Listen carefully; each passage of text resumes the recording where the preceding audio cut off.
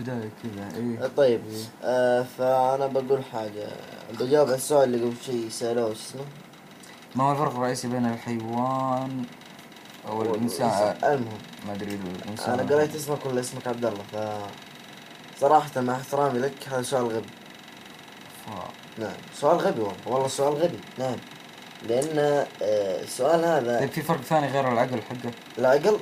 اي في فرق ثاني بين نعم في فرق ثاني. وشو؟ ها؟ وش؟ انت خلي الفرق الثاني، خلينا نقول فرق لو زين.